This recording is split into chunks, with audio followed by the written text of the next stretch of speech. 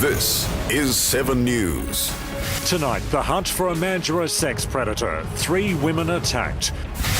More than 12,000 school staff walk off the job. More strike action threatened. Drug raids across Perth. 48 suburbs hit in a massive crackdown on drug dealers. And PAV declares footy war as the Swans fly in. From the studios of 7 Perth, Rick Ardon. Good evening. We begin with the hunt for a sex predator who's attacked 3 women in the Mandurah area. The last attack was on Sunday night in Halls Head. Tracy Moran is there tonight, and Tracy, police say this attacker is getting more violent. That's right, Rick. The attacks are certainly getting more serious and they're happening in public places. The attack here in Halls Head happened close to homes. The 2 before that, mid-afternoon, in a busy shopping centre. Police are so worried about these attacks, they've released security vision of the man they say is the sexual predator. The Sex Assault Squad is hoping someone who recognises him will come forward. Homes across Perth and almost 50 suburbs have been raided as part of a major police crackdown on drug dealers.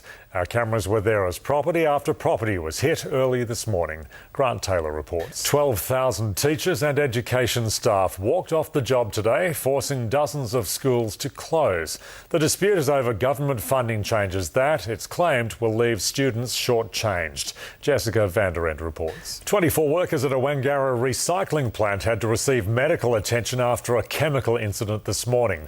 But the cause is a mystery. Jeff Parry reports. Saturday's blockbuster preliminary final clash between the Dockers and Swans has officially sold out, and no one's more excited to be at the game than one very special die-hard fan. Even Purple Beef chalking up a game of hopscotch on the footpath could soon become a criminal offence. New graffiti laws being considered in New South Wales would outlaw the game in public. Matthew Pavlich declares he's preparing for footy war. We talk to the Dockers captain in sport, and coming up, the Aussie dollar soars. What it means for your finances.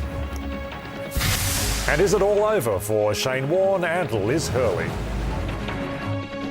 From all of us here at 7 Perth, go the Mighty Dockers. In 7's Money Watch, the share market has closed at a 5-year high today after the US Federal Reserve agreed to maintain its huge bond buying program. The ASX 200 was 57 points higher.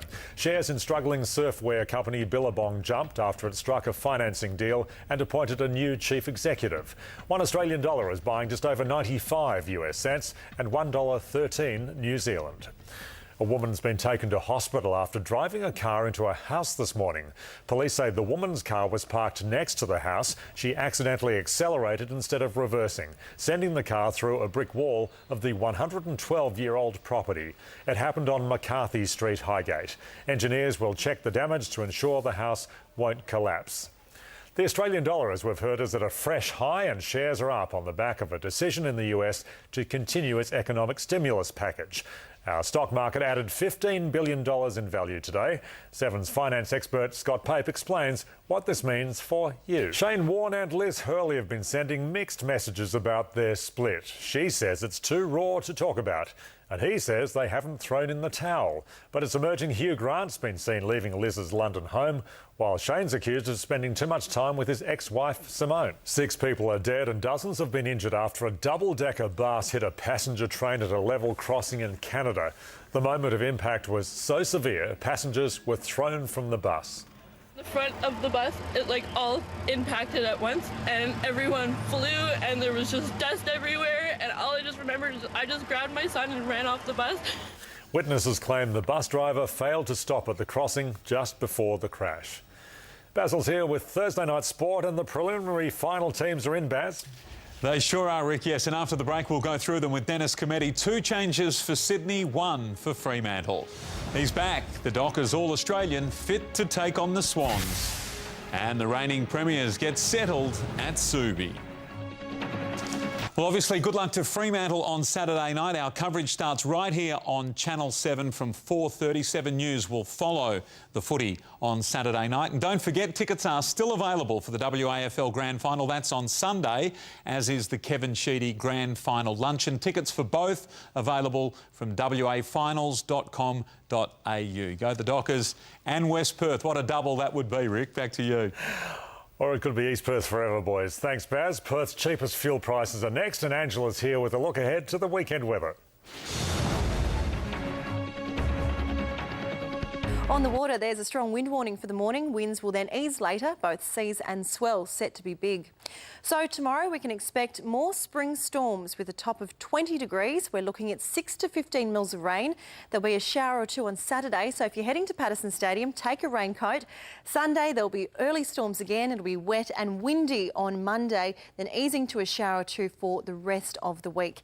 And before I go, congratulations to Ron and Shirley Marsh of Rockingham, who have been married 60 years today, and to Don and June Miguel, who are also celebrating their diamond wedding anniversary. It's time now for Powerball. Best of luck. And coming up at 7 o'clock over on 7:2, join Sally Bowery for 7 News at 7. But now here's Monica with today's. 7 News, the pulse of Perth.